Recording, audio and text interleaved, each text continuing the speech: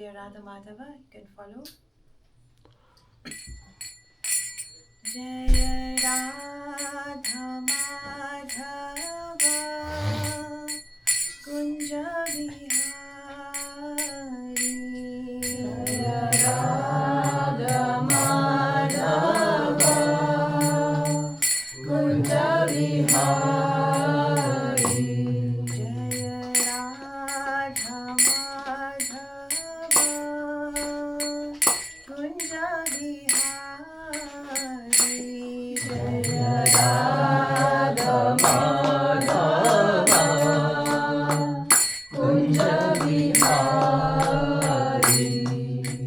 Gopi Jana Vallabha Giridharadhari. Jaya Gopi Jana Vallabha Giridharadhari. Gopi Jana Vallabha Giridharadhari. Jaya Gopi Jana Vallabha Giridharadhari. Yashodanandana Braja Jana Ranjana. Yashodanandana Braja Jana Ranjana. Yashodanandana Braja Jana Ranjana. Yashodanandana Braja Jana Ranjana. Yamuna Tira Vanachari. Yamuna Tira Vanachari. Yamuna Tira Vanachari. Yamuna Tira Vanachari. Jaya Radha Madhava Kunja Vihari. Jaya Radha Madhava Kunja Vihari. Hare Krishna, Hare Krishna, Krishna Krishna Hare Hare, Hare Rama, Rama Rama, Hare Hare. Hare Krishna, Krishna Krishna Hare Hare, Hare Rama, Rama Rama, Hare Hare. Jaya Jagannath, Jaya Jagannath, Jaya Baladev, Jaya Subhadra. Jaya Jagannath, Jaya Jagannath, Jaya Baladev, Jaya Subhadra. Jaya Gauranitai, Gauranitai, Gauranitai, Jaya Gauranitai. Jaya Gauranitai, Gauranitai, Gauranitai, Jaya Gauranitai. Jaya Jaya Prabhupada, Prabhupada, Prabhupada, Jaya Jaya Prabhupada. Jaya Prabhupada, Prabhupada, Prabhupada, Jaya Jaya Prabhupada. Shri Jagannath Baladev Subhadra ki jai, Shri Gauranitai ki jai, Shri Prabhupada ki jai, Srimad Bhagavad Gita ki jai. Om Namo Bhagavate Vasudevaya. Om Namo Bhagavate Vasudevaya. Om Namo Bhagavate Vasudevaya. Om Namo Bhagavate Vasudevaya. Om Namo Bhagavate Vasudevaya. Om Namo Bhagavate Vasudevaya. Reading from Bhagavad Gita, chapter 7, text 26. Krishna is speaking here.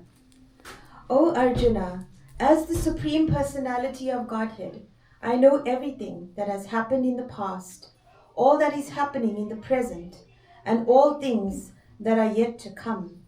I also know all living entities, but no one knows me. Let me check if there's any HPs on. Follow. Everyone speaks English? Yeah, I understanding Yep. Okay. Let's read this again. O Arjuna, as the Supreme Personality of Godhead, I know everything that has happened in the past, all that is happening in the present, and all things that are yet to come. I also know all living entities, but me no one knows. Purport by His Divine Grace, A.C. Bhaktivedanta Swami Srila Prabhupada Ki Jai. Here the question of personality and impersonality is clearly stated. If Krishna, the form of the Supreme Personality of Godhead, were Maya, material, as the impersonalists consider him to be, then like the living entity, he would change his body and forget everything about his past life.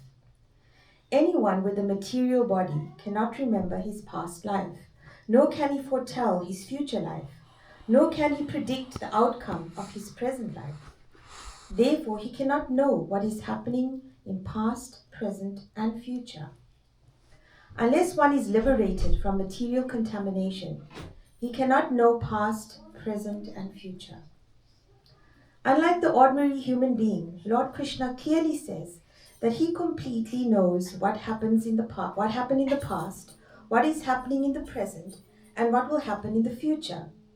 In the 4th chapter, we have seen that Lord Krishna remembers instructing Vivasvan, the sun god, millions of years ago. Krishna knows every living entity because he's situated in every living being's heart as the Supersoul.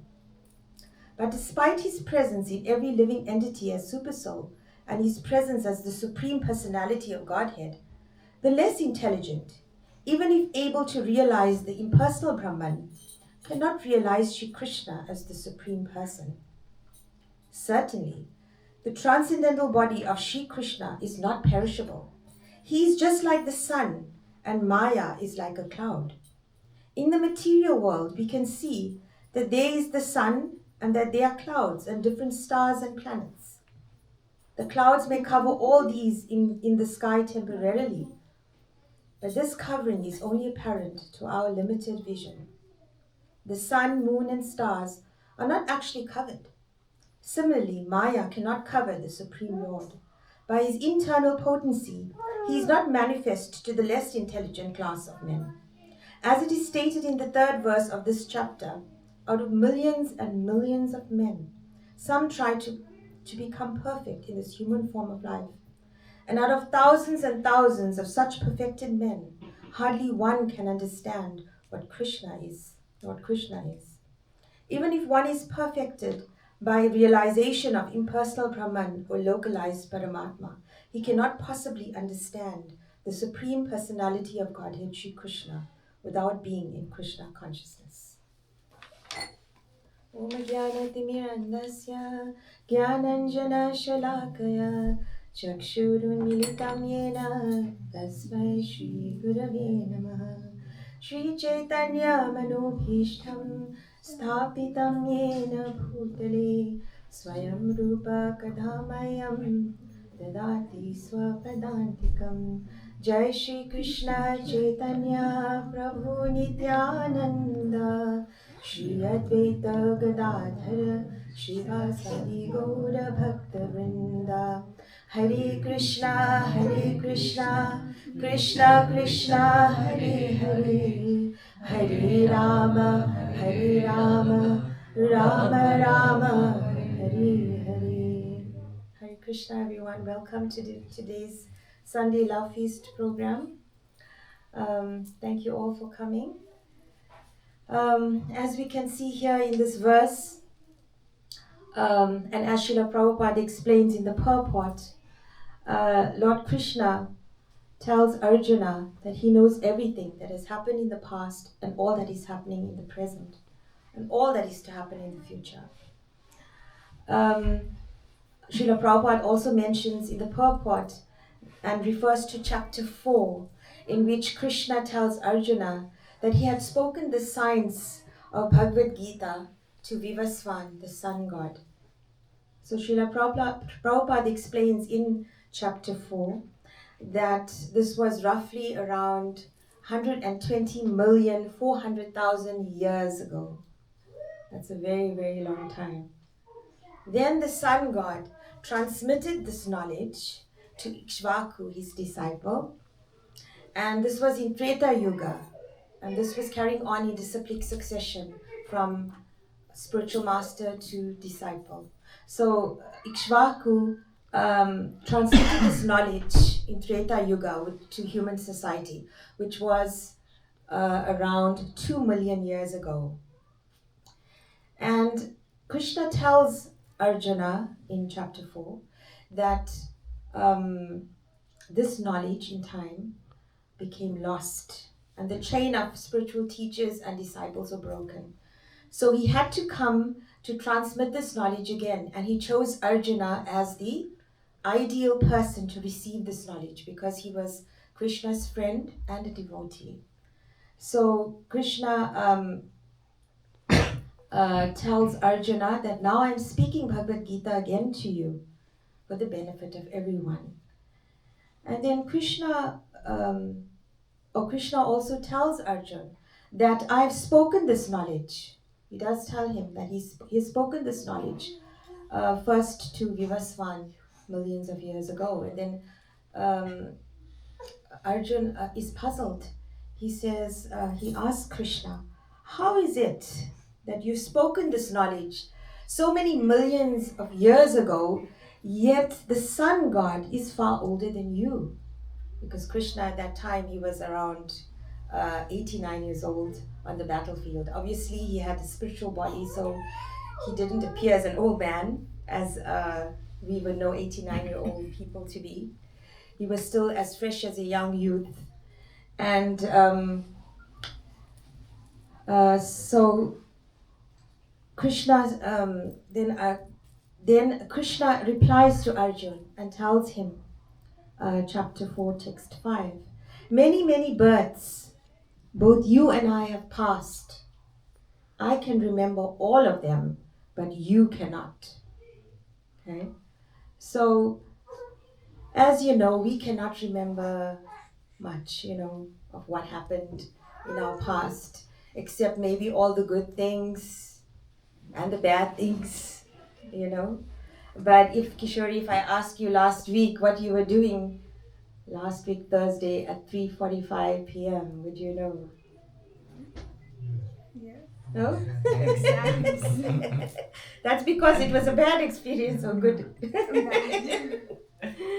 So we are very, compared to the Lord, obviously we cannot compare to his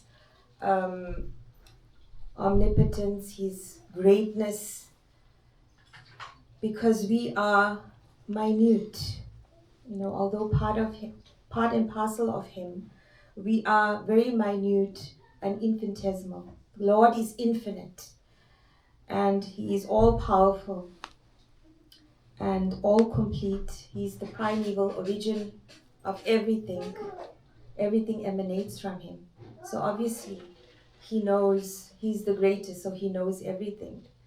And he has accompanied us from time immemorial, from thousands and millions of lifetimes, as long as we were in the material world, as the super soul, as the Paramatma in our hearts. So he's been accompanying us all this time. So he knows everything about us, even though the soul knows, is conscious of the body and knows in limited capacity. Krishna, as the super soul, he knows everything that is happening in every single body, in the entire creation. So that is his greatness. So that's how he knows our past, present, and future. As the super soul within our heart, he's all pervading, he's in every atom. He is our friend, the silent witness within the heart. Even we cannot hide anything from him.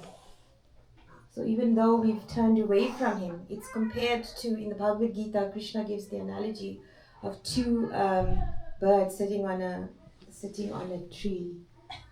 One of the birds are eating the fruits of the tree, and the other is just silently watching.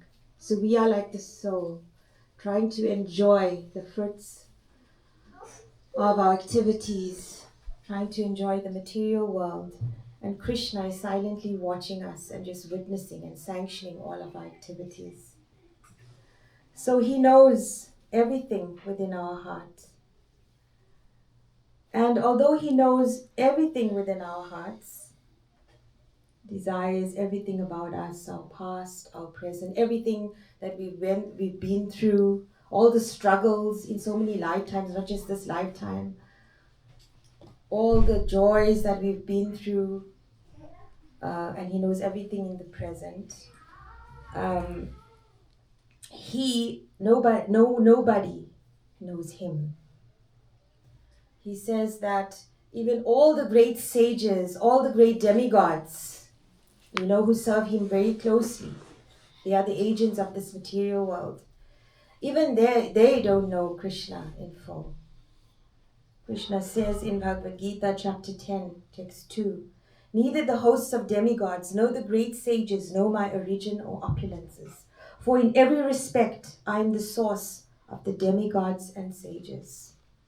So what to speak of people who doubt him?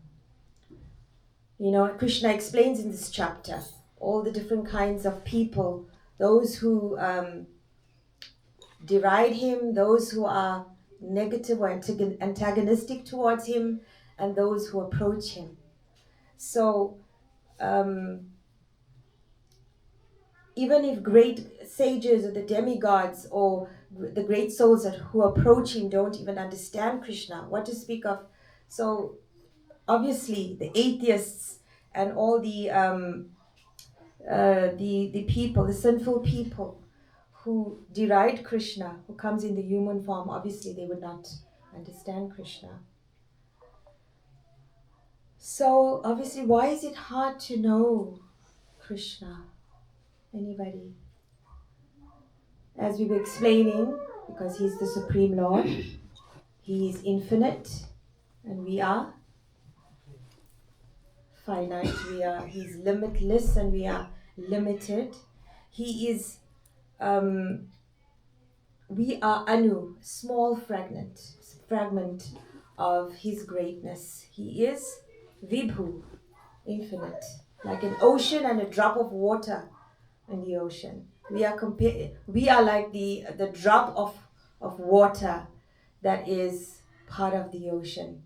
And it's very difficult, or it's impossible for the small drop of water to understand the vast nature of the ocean. Even though the water is salty by nature, is like Krishna, we also have the similar qualities, but we don't have in the same quantity or in the same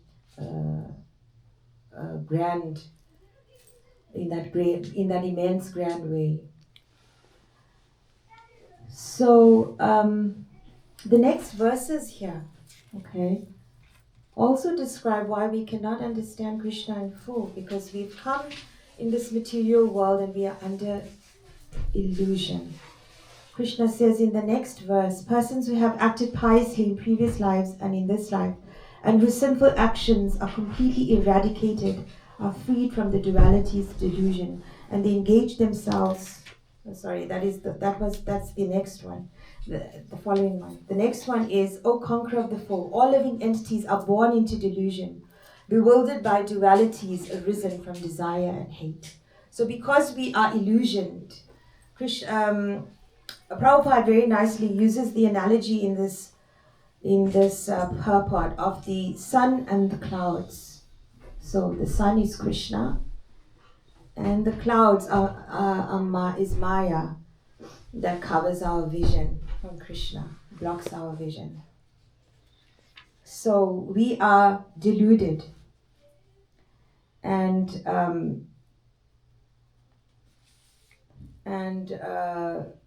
therefore we cannot know Krishna's greatness or see Krishna or understand his all-powerful nature and his relationship with us. But then in chapter 18, verse 55, Krishna says, Bhaktya mam abhijanati yavan yaschat jasmi chat tatvatah tato mam tatvato gyatva vishate tadanantaram. One can understand me as I am, as the Supreme Personality of Godhead, only by devotional service. And when by such devotion he is fully conscious of me, he can enter into the kingdom of God.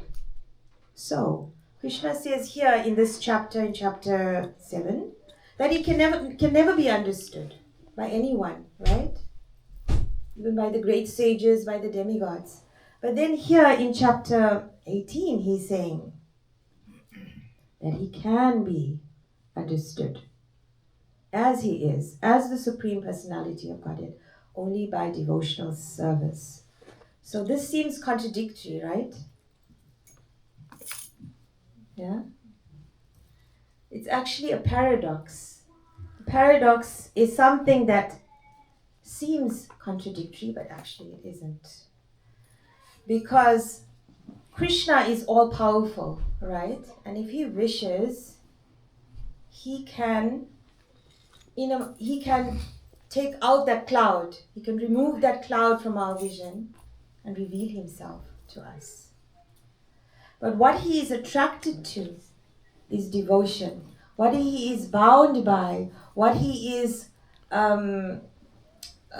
becomes subservient to, is the devotion of his devotee. So only by devotion, by developing our love for him, can we begin to understand him. Obviously, because we're still very finite, we cannot understand fully Krishna's greatness. But he gives us a glimpse of him. He becomes visible to us when we start to remove that covering from our hearts. And this is only done, or this only becomes possible by devotion, by devotional service. So Krishna, he cannot be known by austerities, penances, as he explains in the Bhagavad Gita, rituals, all these different kinds of yogic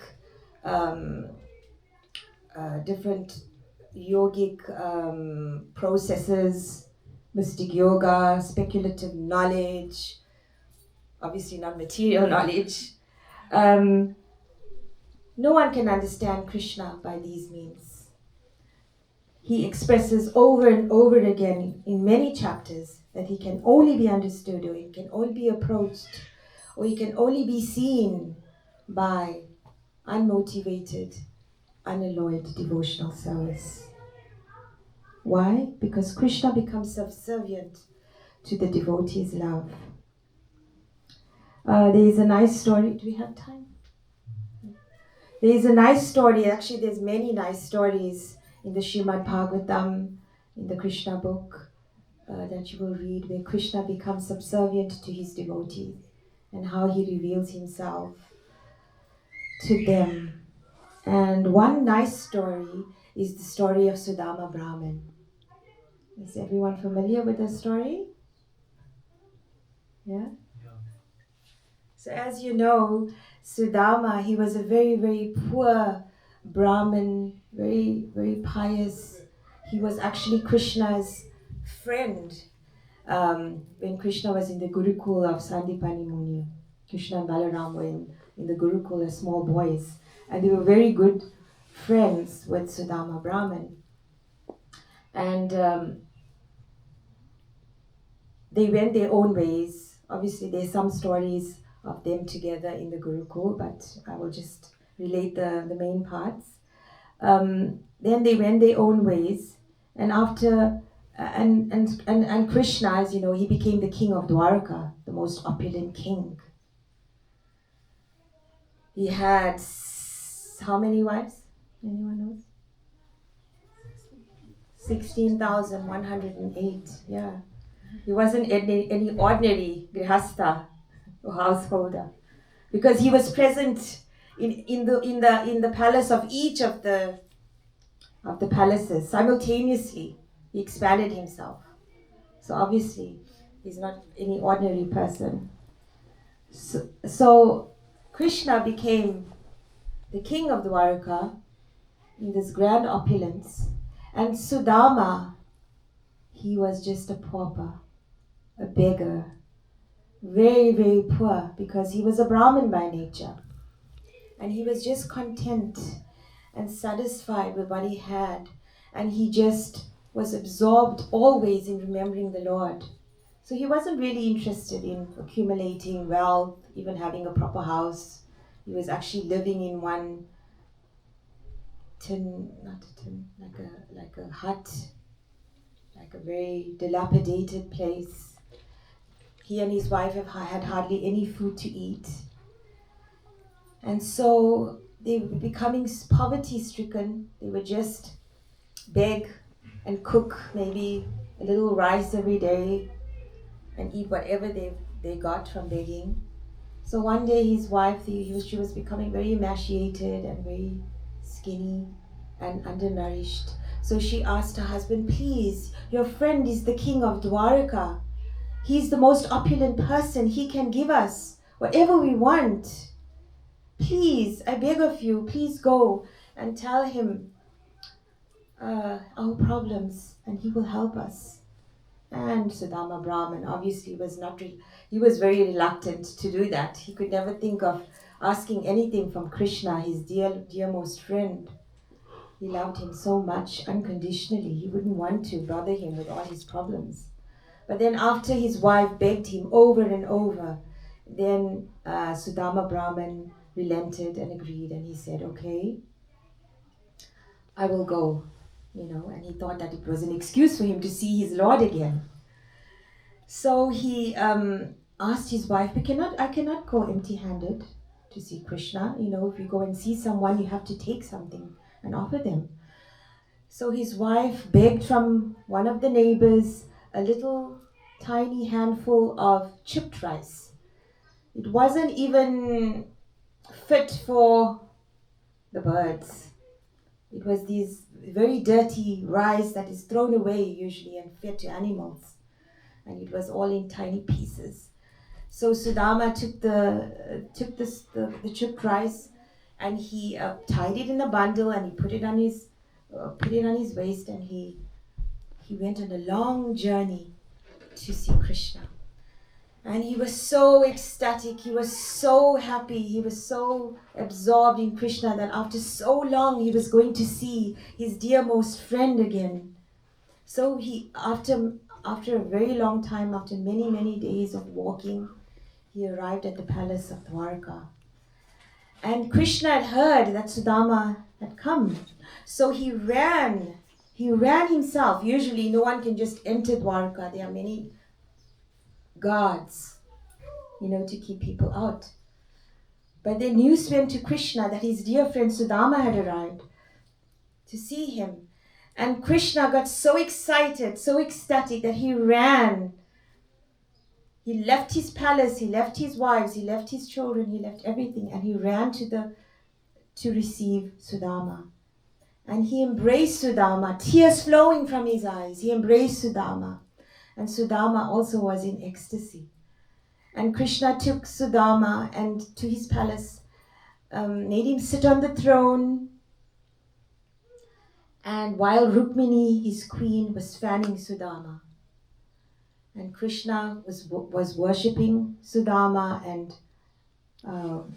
washing his feet. Then Krishna fed him all the best of delicacies and made him rest. And then after a while, he asked Sudama, about his life, what he was doing. And Sudama didn't complain. He didn't say anything. He didn't explain about his position. He thought that this was the object of my life I have seen, and I'm so happy and I'm so content. There's no reason to ask for anything. I have achieved the greatest thing, which is to see Krishna. So then Krishna noticed Sudama had this. Then Krishna asked Sudama, "Did you bring anything for me? What did you bring for me?" Because as we're reading in this verse, Krishna knows all past, present, and future. So he knew the hardships of his friend. He knew the heart of his friend. He knew everything that he was going through. And he also knew that he had brought something to offer him. And Sudama, he was so embarrassed. He said, he was like trying to hide that chip rice away. And he was trying, to avoid the question, change the subject. And Krishna insisted, "Sudama, I see you brought something for me. What is that in that little bundle?" And he pulled it from Sudama. And then he said, "What is this? This looks amazing." And Krishna was so happy that Sudama had brought something for him. And then Sudama tried to stop him and said, No, it's just some chip rice. And then Krishna took took few grains and just put it in his mouth. And he said, "Whoa, this is the most delicious rice I've ever eaten." And then he was going to take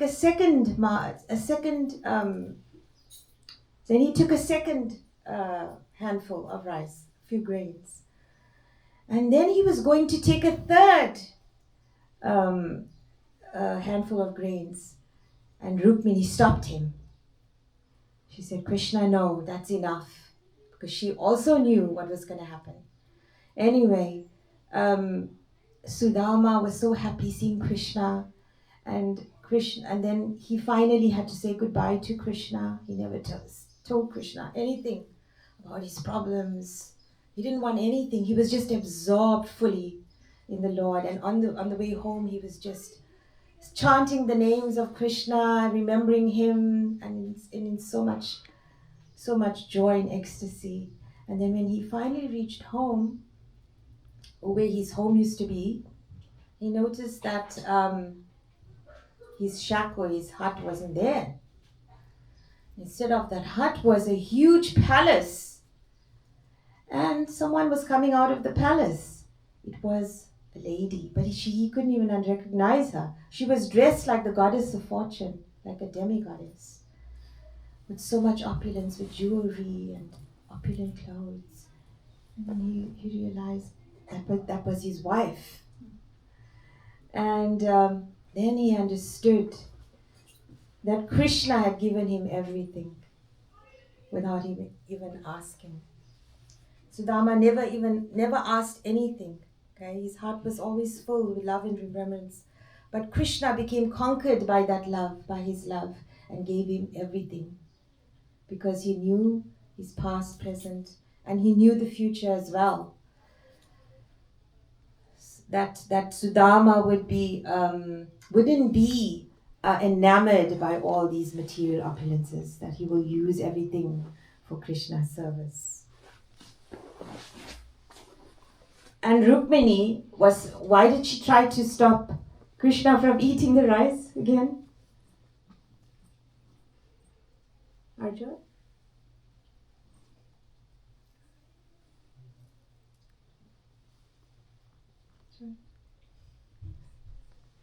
Because she knew that if Krishna eats more and more of the rice, he'll become more and more opulent, so opulent that he could become a Brahma, he can become the Lord of the universe even, with such a grand opulence. So Rukmini actually had to stop him.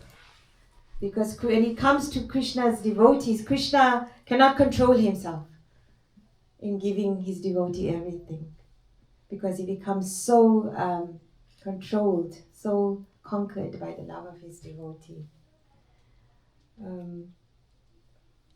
So this is the paradox, okay? that Krishna can never be understood, but he can be understood by his devotees, by devotional service.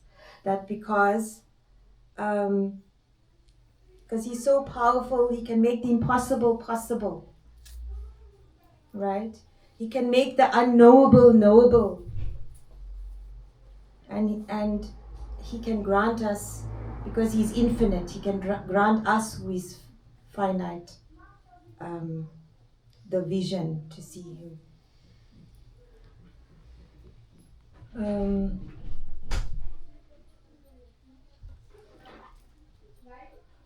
So Krishna knows our past and present, everything we've gone through, as I've said. And he knows how we are suffering being away from him. So he wants us to come closer. Okay? And the whole Bhagavad Gita is, he spoke the Bhagavad Gita to actually show us how to become closer, how to get to know him more, how to develop our devotion to him. The Bhagavad Gita, as it said, is like a manual for life.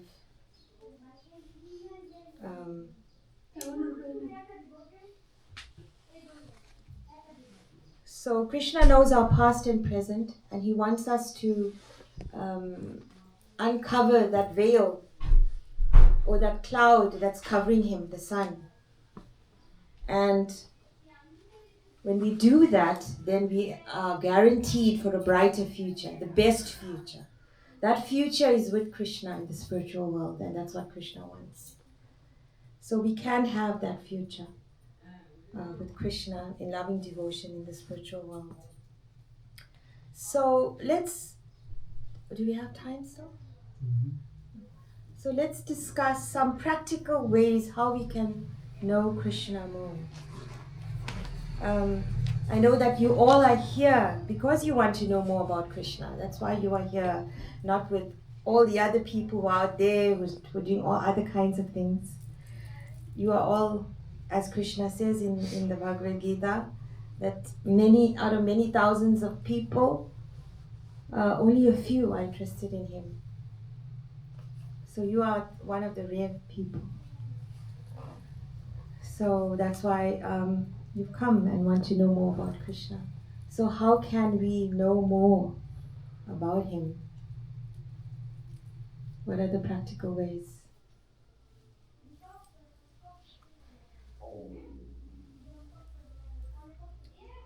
Through his name, maybe? Yes, exactly.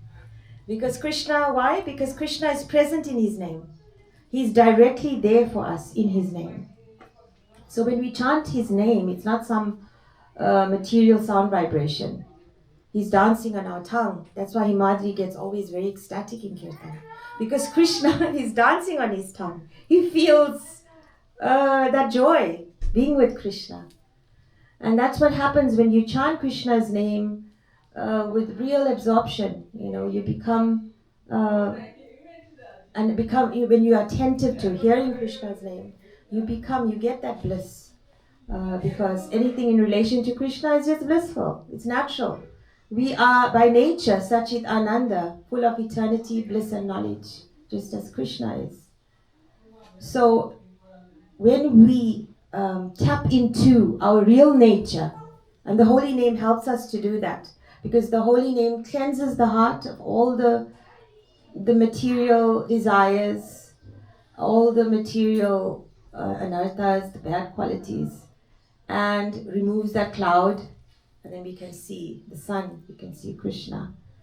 So yes, the holy name is very, very important. It's the amazing, wonderful gift of Krishna, and Sri Chaitanya Mahaprabhu appeared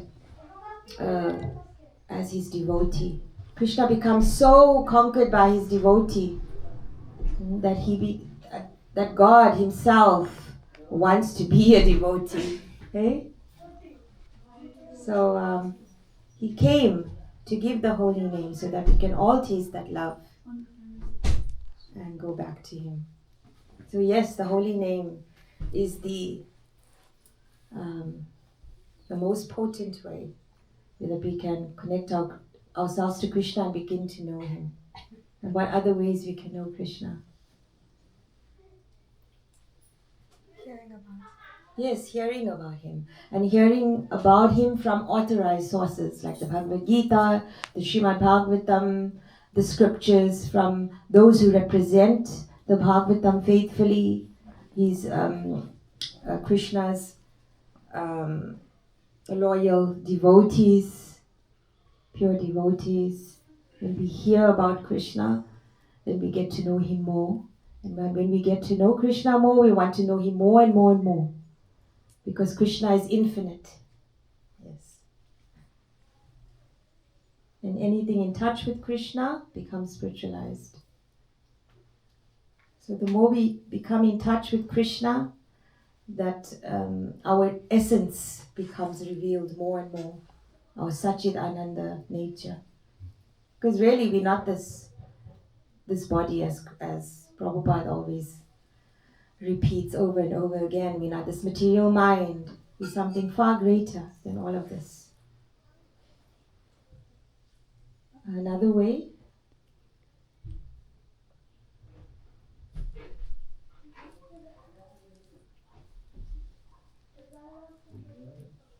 association of devotees. When we associate with like-minded devotees who know Krishna more than us, they can reveal Krishna more and more to us, and that changes us as well and removes that cloud we were talking about.